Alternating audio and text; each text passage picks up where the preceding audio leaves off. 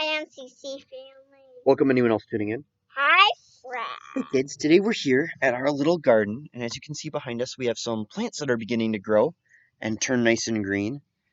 And Lisa, what are you most excited about that we planted this year? Watermelons and strawberries. Watermelons and strawberries, but are those the only things that we have in our garden? No. No, we planted lots of things this year.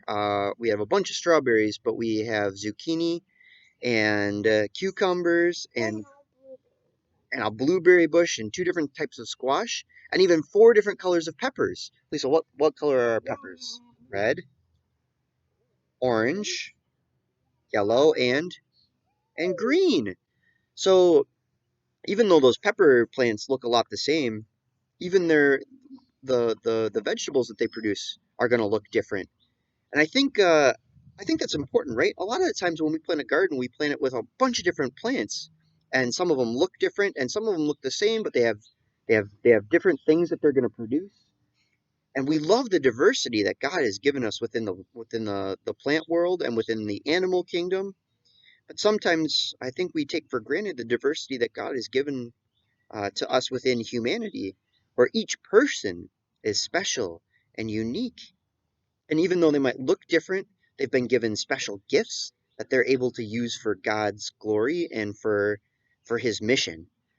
And we have to remember that a lot of us are like these little plants back here.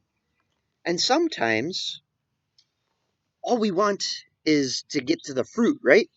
So Lisa, you said you're most excited about the watermelons and the strawberries. Can you go pick one? No. Why can't you go pick one? Because they're not here. It's so boring. Yeah, we don't have any fruit or vegetables yet. And I think sometimes that can be really frustrating, especially for us when we just want to do something or we want to get to the end of a season.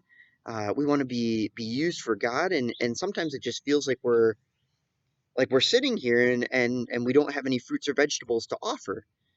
But if we think about it, is a watermelon big or small, Liesel? It's big, yeah. And if we had a big watermelon and it sat on our little itty bitty watermelon plant, what would happen to the plant?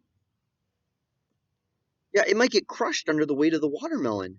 Or if we had peppers already, big peppers, big juicy peppers on our little pepper plants, what might happen to the stem? Yeah, they might break and they might fall over and the plant would die.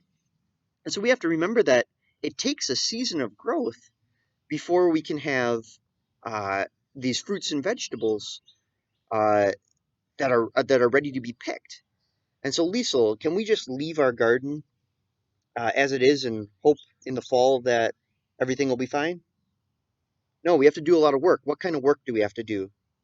We have bunnies. We have to protect the plants from them. And we water them every day. Yeah, we have to water the plants. We have to give some of the plants need special food or special soil pH. So there's lots of things we have to do. We have to pull the weeds. We have to try and protect them from animals that might come and eat them. And so there's lots of work that we have to do in this season of growth to make sure that we can get to the fruits and vegetables later. And so sometimes for us as people, we feel like we're just stuck and we're not able to produce the gifts that God has asked us to. But we have to remember that we have to be able to take the time to be watered, to be fed, to be protected, to be nurtured, so we can grow strong enough to bear those fruits and those gifts that God is about to give us.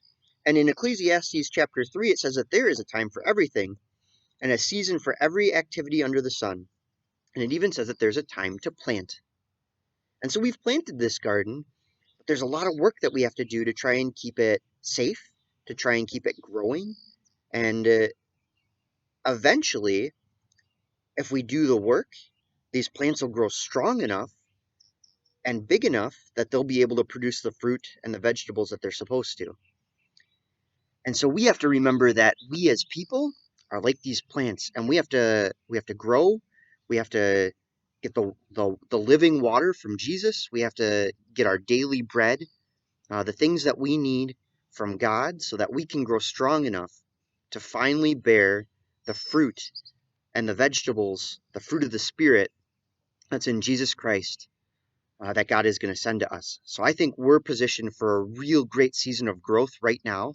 There's lots of things that we can be learning, that we can be talking about, that will get us to the place where we can bear those fruits and give those gifts back to God when this season of growth is finally over.